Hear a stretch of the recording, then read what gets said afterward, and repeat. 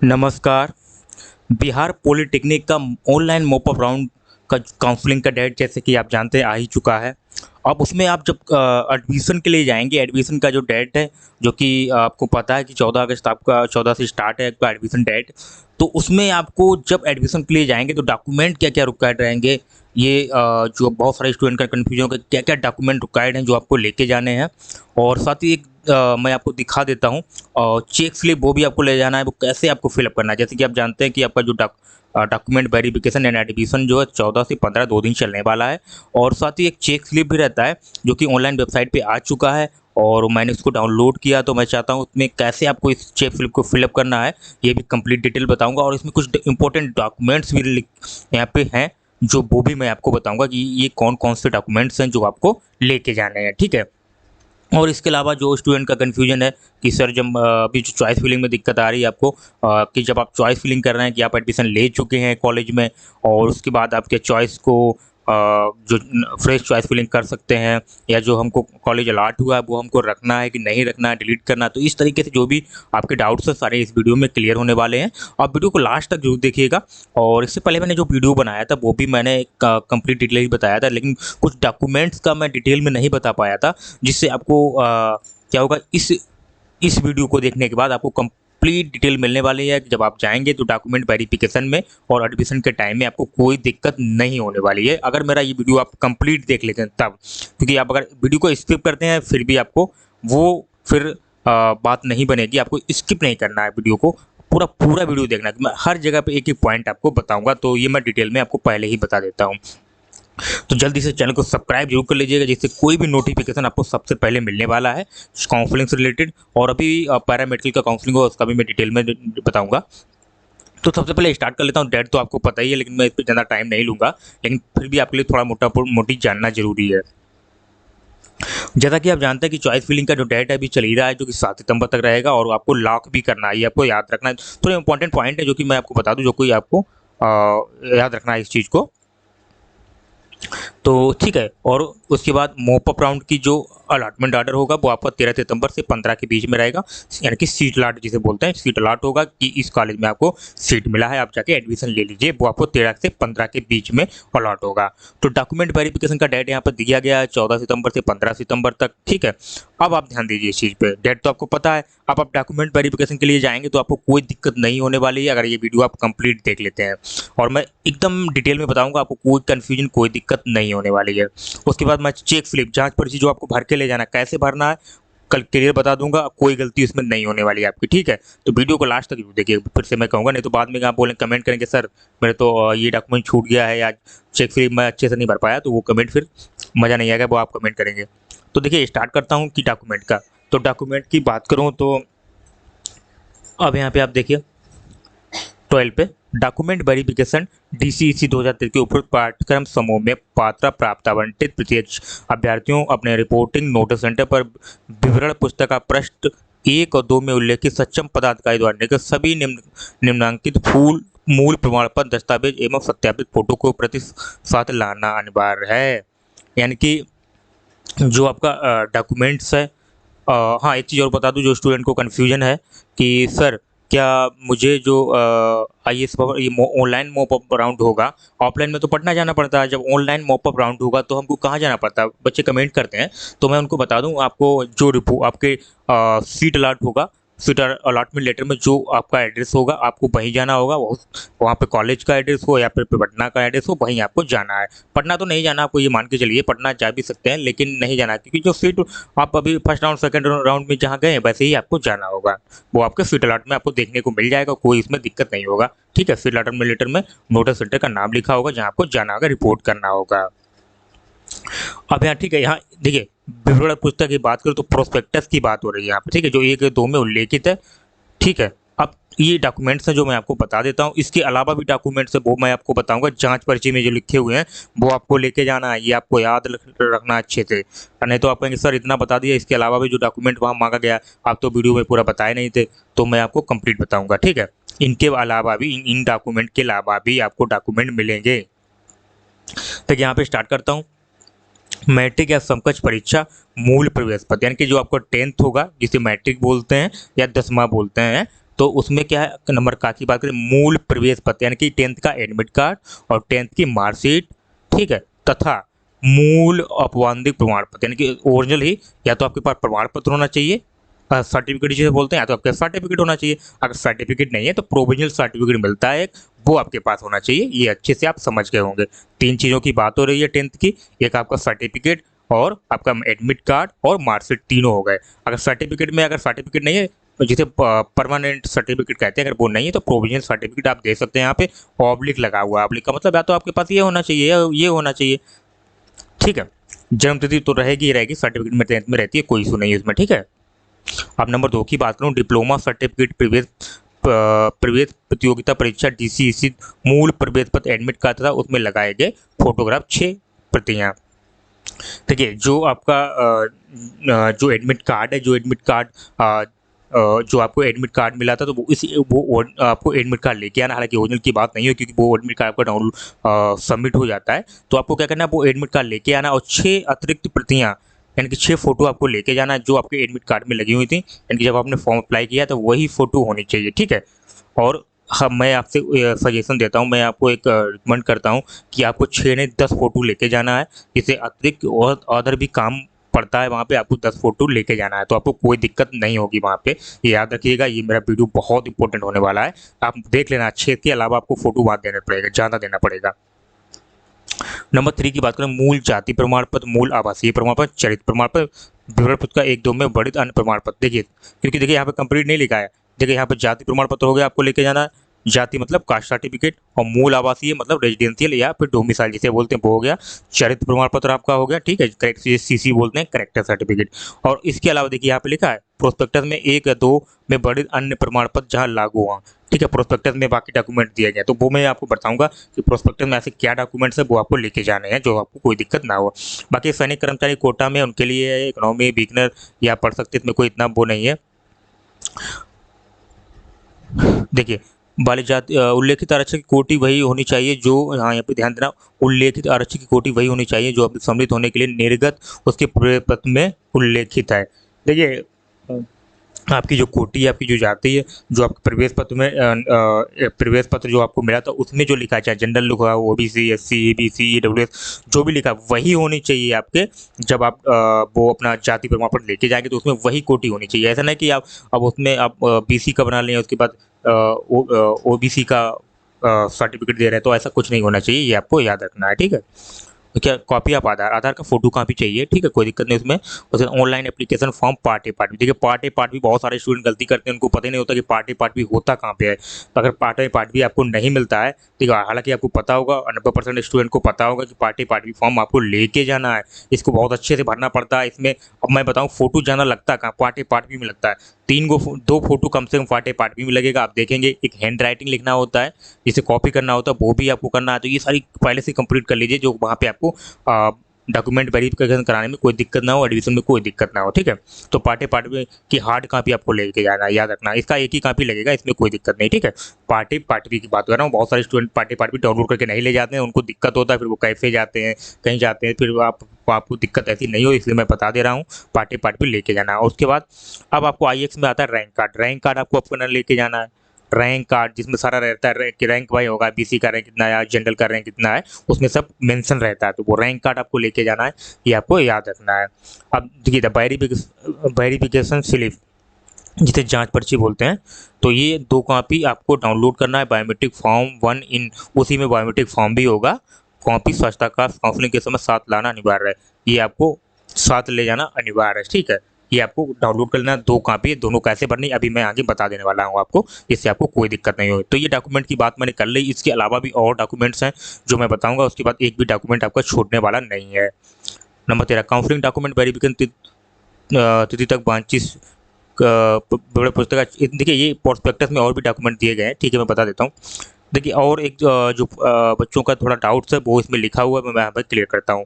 Mop up counselling के seat आवंटन होता है तो अभ्यर्थी प्रोविजन अलॉटमेंट ऑर्डर छपे हुए रिपोर्टिंग सेंटर पर निश्चित रूप से रिपोर्ट करना, अपना डॉक्यूमेंट वेरिफिकेशन कराएंगे एवं निर्धारित नामांकन लेंगे, उनका आवंटन सीट रद्द हो जाएगा। देखिए यहाँ पे क्या है कि आपको जो ऑनलाइन मॉपअप राउंड होगा उसमें क्या होगा, तो आपको सीट आवंटित होगा, वहाँ पे आपको रिपोर्टिंग सेंटर उसमें लिखा होगा, कि आपको कहाँ जाना है, तो वहाँ पे आप डॉक्यूमेंट वेरिफिकेशन कराएंगे। अगर आप कोई जो टाइम दिया गया उस टाइम पे अगर नहीं जाते तो आपका सीट रद्द कर दिया जाएगा, ये इसमें बोला गया है। तो आपको टाइमली वहाँ पे जाना है। वैसे बात है जो प्रथम चक्र की द्वितीय चक्र की ऑनलाइन काउंसलिंग द्वारा संस्थान में नामांकित है, देखिए ये पॉइंट रहता है बच्चों का कन्फ्यूजन है जो। देखिए वैसे भी अभ्यर्थी की बात हो जो एडमिशन ले चुके हैं, जिन्होंने एडमिशन ले लिया है फर्स्ट राउंड सेकंड राउंड, ठीक है, परंतु वो मोपअप काउंसलिंग में उनका आवंटित सीट यानी कॉलेज एवं ब्रांच रिटेन अर्थात कोई बदलाव नहीं हुआ है। आपने एडमिशन ले लिया और आपने मोपअप में भाग लिया है, यहाँ पे ध्यान रखना। अब आप मोपअप काउंसलिंग करा रहे हैं, तो मोपअप काउंसलिंग में ऐसा हुआ कि आपको कोई सीट ही नहीं मिला, मतलब कोई बदलाव नहीं है, कॉलेज आपका वही है, ब्रांच आपका वही है, दोनों सेम है, आपको कुछ भी नहीं मिला, तो आपको घबराने की वैसी कोई बात नहीं। तो आपको क्या करना है, तो वैसे स्थिति में अभ्यर्थी पुनः डॉक्यूमेंट वेरिफिकेशन कराने है तो सेंटर जाने की आवश्यकता नहीं। तो आपको डॉक्यूमेंट वेरिफिकेशन कराने की कोई जरूरत नहीं है। आपको जो यानी कि यहाँ पे लिखा वे यथायथ नामांकित रहे जाएंगे, परंतु यदि कोई बदलाव संस्थान ब्रांच में होता है तो उनके लिए कंडिका 14 लागू होगा। तो आपको क्या करना, कोई वेरिफिकेशन नहीं कराना है। अगर सिंपल सी बात है कि आपने मोपअप राउंड कराया, मोपअप राउंड में आपको सीट नहीं मिला, तो आपको जो पहले वाला सीट जहाँ पे आप एडमिशन ले चुके हैं, जो लिए थे, तो वहीं जाके आपको एडमिशन ले लेना, काम खत्म। उसके अलावा अगर सीट में कोई बदलाव होता है तो कंडिका 14 है प्रोस्पेक्टस में, वो अगर किसी का बदलाव हो तो कमेंट बॉक्स में बता दीजिएगा, उसके लिए मैं वीडियो बना दूंगा और कंप्लीट डिटेल आपको बता दूंगा। तो ये सारी डिटेल मैंने डॉक्यूमेंट की बताई। अब मैं चेक स्लिप पे चलता हूँ जिसे जांच पर्ची बोलते हैं, ठीक है। जांच पर्ची में जानना आपके लिए बहुत ज़रूरी है। और जैसे जांच पर्ची जैसे कि मैंने ओपन कर लिया है और ठीक है, अब मैं थोड़ा इसको हाँ झूम कर लेता हूँ। देखिए आप करना क्या है इसमें जांच पर्ची में, देखिए बताएंगे, कोई गलती नहीं होगी आपकी, आराम से आप भर पाएंगे। ठीक है, साफ साफ लिखा है यहाँ पे। आप कुछ बच्चे कहेंगे यहाँ पे कन्फ्यूजन आपका है। देखिए आपको भी पॉलिटेक्निक की बात हो रही है, पॉलिटेक्निक का ही काउंसलिंग चल रहा है, और जो कि पैरामेडिकल का भी नहीं आया है, पैरामेडिकल इंटरमीडिएट और माध्यमिक स्तर का भी नहीं आया। तो पहले स्टूडेंट का दिक्कत कि सर क्या मुझे हिंदी में ही भरना है या इंग्लिश में भरना है। देखिए ऐसा कुछ इसमें नहीं है, इसमें आपको इंग्लिश में अगर भरना चाहे तो आप इंग्लिश में ही भर सकते हैं। सिर्फ दो चीज़ आपको याद रखना है यहाँ पे, नाम हिंदी में, यहाँ पे ही सिर्फ बोला गया है आपको नाम यहाँ पे हिंदी लिखना है और यहाँ पे अंग्रेजी में लिखना है। उसके बाद आप जो चाहे वैसे कर सकते हैं, वैसे फिल कर सकते हैं, कोई इशू नहीं है इसमें। क्योंकि इसमें देखिए साफ साफ अगर यहाँ पे इंग्लिश में भरा होता तो साफ साफ लिखा होता कि ओनली हिंदी में या ओनली अंग्रेजी में, क्योंकि अंग्रेजी हिंदी यहाँ पे जिक्र किया गया है, यानी कि दोनों में दे दिया कि नाम जरूरी है कि इंग्लिश हिंदी में, कि हिंदी में आपका नाम कैसे लिखा जाता है, इंग्लिश में कैसे लिखा जाता है, इन्होंने कन्फर्म कर दिया। अब आइए, अब आपको यहाँ पे गलती नहीं करनी, बहुत सारे स्टूडेंट गलती करते हैं। देखिए यहाँ पे क्या है, DCICI 2023 क्रमांक। अब यहाँ पे क्रमांक समझते हैं आप, ये क्रमांक हुआ। तो यहाँ पे बच्चे गलती क्या करते हैं, क्रमांक में हुआ जाके आपका रजिस्ट्रेशन नंबर या एप्लीकेशन नंबर आपका क्रमांक हुआ, ठीक है, उसको क्रमांक बोलते हैं। बहुत सारे स्टूडेंट क्या करेंगे, रोल नंबर लिख देंगे, तो रोल नंबर आपको नहीं लिखना है। रोल नंबर का हिंदी होता है अनुक्रमांक, आपको याद रखना है। रोल नंबर का हिंदी क्या होता है, अनुक्रमांक। तो अनुक्रमांक नहीं है, यहाँ पे क्रमांक की बात हो रही, तो आपको एप्लीकेशन नंबर यहाँ पे लिख देना है, जिसे हम लोग रजिस्ट्रेशन नंबर भी कहते हैं। रजिस्ट्रेशन नंबर जब आप रजिस्ट्रेशन करते हैं तो वहाँ पे एप्लीकेशन नंबर जनरेट होता है, ये आपको याद रखना है। उसके बाद यहाँ पे कोटी आपका कोटी लिख देना है, जो भी आपका जनरल है, OBC है, जो आपका आता है। जैसे कि मान के चलिए आपका BC है, OBC है मान के चलिए, ठीक है, OBC में लिख देता हूँ, OBC है, तो OBC का अब मैं देख रहा हूँ, यानी कि UR में आपका रैंक कितना रहा, वो आपको रैंक यहाँ पे अब भरना है। UR में कितना रैंक आया, जो भी है अंकों में होगा वो भरना है। फिर यहाँ पे कोटी का रैंक कितना है, कोटी मतलब अब OBC का रैंक कितना है, BC का रैंक कितना है, वो आपको भरना है, यहाँ पे याद रखना, BC का रैंक, ठीक है। ऐसा नहीं है आपकी कोटी, यहाँ पे भी आप OBC भर दीजिए, यहाँ पे भी OBC भर दिए, यानी कि यहाँ पे OBC भर दिए, यहाँ भी OBC भर दिए, वो नहीं चलने वाला। यहाँ पे सिर्फ कैटेगरी सिर्फ यहाँ पे आपको डालना है, जाति, जनरल, OBC, SC, बाकी यहाँ पे अंकों में भरना है आपको, ये कि मेरा इतना रैंक कार्ड में आपको देखने को मिल जाएगा कि UR में आपकी कितनी रैंक आई है और OBC में कितना रैंक आई है, आपको रैंक कार्ड में देखने को मिल जाएगा, ठीक है। रैंक कार्ड मैंने बता ही दिया था, अभी बताया था आपको। अब पिता का नाम यहाँ पे भरना है, पिता का नाम सब जानते हैं, कोई दिक्कत नहीं, इसमें आराम से आप भर सकते हैं। स्थायी पता, यहाँ स्थायी की पता की बात हो, परमानेंट एड्रेस जहाँ के प्रॉपर रहने वाले हैं वो एड्रेस भरना है, प्रेजेंट का नहीं, परमानेंट एड्रेस यहाँ पे भरना है आपको, ठीक है। उसके बाद आप आसानी से भर पाएंगे, कोई दिक्कत नहीं। अब देखिए 5 नंबर, यहाँ पे बच्चे गलती कर देते हैं या उनको नहीं पता होता है, विद्यालय महाविद्यालय का नाम जहाँ तत्काल अध्ययनरत रहे हैं। देखिए ये उस विद्यालय की बात कर रहे हैं। अगर मान के चलिए आप यहाँ पे 10th के बाद यहाँ पे एडमिशन ले रहे हैं, तो आप 10th के बाद एडमिशन ले रहे हैं यानी कि मैट्रिक के बाद, तो आप मैट्रिक वाला स्कूल यहाँ पे भर देना है, ठीक है।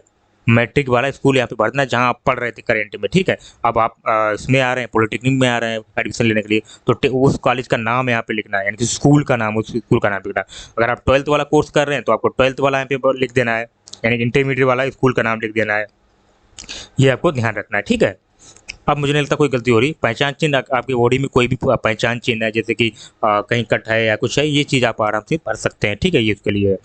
अब यहाँ पे पार्ट 7 में देखिए पीई PWM PM की बात हो रही है, जिसके लिए अभ्यर्थी पात्र प्राप्त है। देखिए आप पीई का यहाँ पे काउंसलिंग चल रहा है, तो आपको पीई यहाँ पे भर देना है। किसके लिए है? आप पीई के लिए हैं, तो आप पीई यहाँ पे भरेंगे, ठीक है, ऐसे करके बस क्लियर हो गया। और यदि कोई मोबाइल नंबर है वो डाल दीजिए, और मोबाइल नंबर यहाँ पे डाल दीजिए। अब 2 ऑप्शन दिया गया, एक अपना डाल दीजिए, एक फादर का डाल दीजिए, आप घर में जिसका सही है उसका डाल दीजिए। उसके बाद ईमेल आईडी आपका यहाँ पे हो जाएगा। आधार संख्या आपको यहाँ पे डाल देना है अपना, ठीक है, आधार संख्या। और जिस दिन आप काउंसलिंग कराने जाएंगे उस दिन का डेट यहाँ पे डाल दीजिएगा आप, ठीक है, जो डेट रहेगा आपका, जैसे कि 13 से जो भी है ऐसे करके 13/9/2023, हाँ नहीं सॉरी 14 से स्टार्ट है, तो 14 को जाएंगे तो 14 को लिख देना, 15 को जाएंगे 15 को। अब यहाँ पे उम्मीदवार का हस्ताक्षर, यानी कि आपका ही सिग्नेचर होगा या कैंडिडेट का सिग्नेचर होगा, ठीक है, किनका सिग्नेचर होगा? कैंडिडेट का सिग्नेचर, यानी कि आपका ही सिग्नेचर होने वाला, आप लोग का सिग्नेचर हो, किसी का सिग्नेचर नहीं होगा यहाँ पे, आपको यहाँ पे सिग्नेचर कर देना। तो ये फर्स्ट पेज मैंने कंप्लीट कर दिया है। ऐसे आपको गलती मुझे नहीं लगता कोई होनी चाहिए। अगर कुछ आपको प्रॉब्लम्स आती है कमेंट बॉक्स में जरूर बता दीजिएगा, और चैनल को सब्सक्राइब जरूर कर लीजिएगा, क्योंकि इससे कोई भी जानकारी मैं बहुत ही अच्छे से देने वाला। वीडियो लंबा जरूर होता है लेकिन क्लियर समझाता हूँ आपको। देखिए अब ये डॉक्यूमेंट जो आपको स्वच्छता कार्य समिति के लिए उपयोग के लिए जाने, डॉक्यूमेंट वेरिफिकेशन चाहेंगे तब आपको ये लेके जाने हैं, ठीक है। देखिए जैसे कि अभी मैंने बताया ही था, ये मैट्रिक का हो गया, ये 12th का हो गया, यानी कि इनका 3 का सेम हो गया।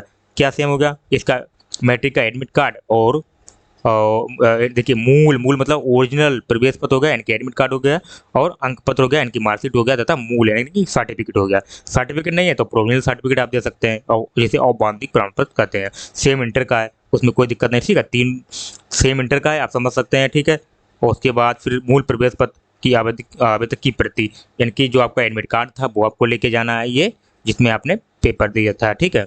उसके बाद डीसीसी के प्रवेश पत्र में चिपकाए गए 6 फोटो, 6 की मैं आपको सजेस्ट करता हूँ कि आप 10 फोटो लेके जाइएगा, 6 फोटो मांगा गया है।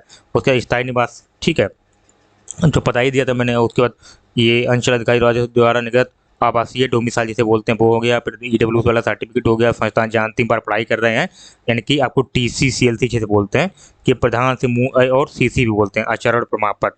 अब देखिए यहाँ पे बहुत सारी चीज़ें यहाँ पे नहीं दी गई हैं, जो मैं आपको बता दूँ।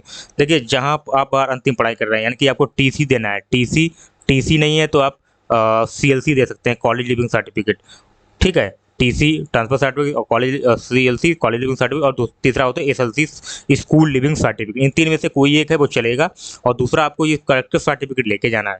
लेकिन लेके वही जाना, आप 10th के बाद इसमें एडमिशन ले रहे हैं तो 10th का ही होना चाहिए। ऐसा नहीं आप 12th का करेक्टर सर्टिफिकेट दे रहे हैं या आप 9th का दे रहे हैं, ऐसा आपको नहीं करना है। जिसमें आप अभी करंट में एडमिशन ले रहे हैं तो उसके बैक वाला ही देना है। सैनिक कोटा का आरक्षित, ठीक, उनके लिए हो गया ये निगम प्रमाण पत्र, सैनिक के लिए है। संबंध आश्रित प्रमाण पत्र, सेवारत, ये तो खैर वो वाले हो गए जिनको काम जो कर्म जिसमें सैनिक कर्मचारी प्रमाण पत्र, इनकी उसको छूट मिलने वाला के लिए। और डिस्चार्ज सर्टिफिकेट और फोटो प्रति अगर लागू हो तो ये इतना इम्पोर्टेंट नहीं है। और बाकी इसमें देखिए अब क्या छूट रहा है, अब जांच पर्ची इसमें नहीं लिखा है। जांच पर्ची तो हालांकि मैंने बताई है, तो इसमें जांच पर्ची कहीं मेंशन नहीं दिख रहा मुझको। चेक स्लिप तो वो आपको 2 कॉपी भर के ले जाना है, जो इसी की बात कर रहा हूँ जिसमें ये लिखा हुआ है कि हालांकि यही कॉपी है, तो इसमें ऐसा नहीं लिखा है कि जांच पर्ची लेके जाना है, ये क्या 2 कॉपी लेके जाना है, ठीक है, ये लिखा नहीं रहता है इसमें। तो ये डिटेल मैंने आपको बताई है। अब यहाँ पे थोड़ा मैं और बता दूँ, क्रम संख्या कुछ छोड़कर उपरोक्त सभी प्रमाण पत्र संलग्न किए गए हैं, यानी कि ये वो वेरीफाई करेंगे, यहाँ पे आपको कुछ नहीं करना है। ये जो जांच करेगा उसका सिग्नेचर है, यहाँ भी आपको कुछ सिग्नेचर नहीं करना है, ये वही लोग करेंगे।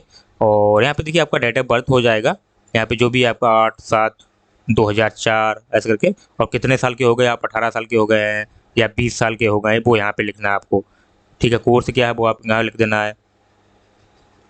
और यहाँ पे आपका जो भी हो जाएगा 10th पास या 12th पास, जो भी आप हो सबके लिए हो जाएगा। मैं इसलिए जांच पर्ची बनाता हूँ, 10th पास है 10th आप लिख देना है, कहाँ से किए हैं वो आपको लिख देना है, BC समकक्ष परीक्षा, ठीक है। ये सारा डिटेल है, इसमें आराम से पढ़ सकते हैं। बाकी ये उन्हीं के लिए है, वो आपके सामने वेरीफाई करेंगे और देख लेंगे, उसमें कोई इशू नहीं है, ठीक है। प्रवेश पत्र आपका देखा जाएगा, उसके हिसाब से देखें कि किस पोस्ट के लिए एलिजिबल है। जैसे कि पी के लिए है तो वो अपना यहाँ पे पी भरेंगे, तो आपको नहीं भरना है यहाँ पे, ठीक। यहाँ पे आपका थंब लगेगा बाएं हाथ का, ठीक है। और यहाँ पे आपको देखिए उन्हीं के सामने सिग्नेचर करना पड़ेगा। यहाँ पे हिंदी में सिग्नेचर होगा आपका, और यहाँ इंग्लिश में सिग्नेचर होगा आपका, ठीक है, याद रखना आपको। वहाँ पे ये सब ध्यान रखना आपको, जो कि यहाँ पे आपको दिक्कत ना हो। उसके बाद जिस प्रमाण पत्र के आधार पर सब द्वारा जाति और राज्य का मूल, यहाँ पे आपको मूल जाति लिख देनी है। जैसे कि कुछ लोग जैसे कि कुशवाहा हैं, कुशवाहा लिखेंगे। और जो शेख हैं मुस्लिम में तो शेख लिखेंगे। उसके बाद यहाँ पे अपना जो भी है ओबीसी आते हैं तो ओबीसी लिख देंगे, जनरल आते हैं जनरल लिख देंगे। उसके बाद यहाँ पे जो आपको एडमिट कार्ड मिलेगा जी, देखा ये इनके प्रीवियस पद में अंकित है। आप अपने एडमिट कार्ड में देखेंगे ओबीसी लिखा है कि यूआर लिखा है, वो आपको यहाँ पे लिखना है, साफ साफ लिखा है इनके प्रीवियस पद में अंकित। एडमिट कार्ड तुरंत निकालिए, उसमें देख लीजिए क्या है वही लिख देना। आपको कुछ दिक्कत आ रही कमेंट बॉक्स में बता दीजिए आप हमको। और उम्मीद है जिस संस्थान के लिए उनका चयन की परिक्रम का नाम, देखिए यहाँ पे जिसमें आपको सीट अलाट हुआ है ना, जैसे कोई भी कॉलेज है उस कॉलेज का यहाँ पे नाम, उस कॉलेज का यहाँ पे नाम डालना जो सीट अलॉटमेंट लेटर में लिखा होगा। उसके कोर्स का नाम लिख देना है, यहाँ पे कोर्स हो जाएगा पीई, ठीक है, पॉलिटेक्निक। उसका दिनांक हो जाएगा उसी दिन जिस दिन आप एडमिशन लेंगे वहाँ दिनांक हो जाएगा। फिर आपका यहाँ पे सिग्नेचर होगा, ठीक है, फिर आप कैंडिडेट का सिग्नेचर होगा, यानी कि आपका सिग्नेचर फिर यहाँ पे होने वाला है। ऑनलाइन पाठ्यक्रम संस्थान, देखिए फिर यहाँ पे आ जाएगा, यहाँ पे कोटि का नाम लेगा, आरक्षण कोटि का नाम की खुली गई है तो वो भी आपको लिख देना। एवं संस्थान दोनों की बात हो रही है तो यहाँ पे जैसे आपको आपका जो एडमिशन हुआ, हालांकि कैटेगरी चाहे आपकी ओबीसी हो जनरल हो जो भी हो, मान लीजिए ओबीसी है लेकिन आपको सीट जो मिला वो यूआर में मिला, जनरल में मिला, तो वो भरना आपको फिर कोष्टक में यहाँ पे सॉरी यहाँ पे नहीं, यहाँ तो यूआर ही रहेगा, यानी जो भी रहे यूआर की सीट मिले, यूआर बीसी की सीट मिले तो बीसी लिख देना है यहाँ पे, वो रहेगा। और संस्थान का नाम हो जाएगा जहाँ आपको सीट मिला है, जो भी कॉलेज का नाम है वो कॉलेज का नाम यहाँ पे लिख देना है। उसका शाखा का नाम यहाँ पर ब्रांच का नाम हो जाएगा, वो आप डाल देंगे जैसे कि पीई, ठीक है।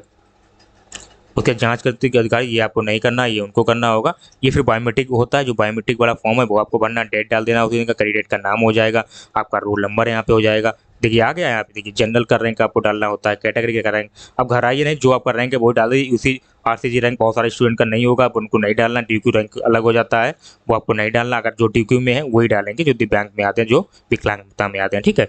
आधार नंबर हो गया, मोबाइल नंबर हो गया, और यहाँ पे आपका थंब लगेगा, और यहाँ पे फिर आपका सिग्नेचर होगा, यहाँ पे कैंडिडेट सिग्नेचर लिखा हुआ है ये मैंने, ठीक है। इस तरीके से पूरी डिटेल मैंने आपको बता दी, मुझे नहीं लगता कुछ आपको दिक्कत होनी चाहिए। अब इसके अलावा भी आपको कोई प्रॉब्लम तो आती है कमेंट उसमें बता दीजिएगा, मैं नेक्स्ट वीडियो आपको प्रोवाइड करा दूंगा। लेकिन चैनल को सब्सक्राइब भी कर लीजिएगा, इससे मैं नेक्स्ट वीडियो इससे भी बेहतर आपको प्रोवाइड कराने की कोशिश करूँ, ठीक है। मिलते हैं नेक्स्ट वीडियो में, तब तक के लिए जय हिंद।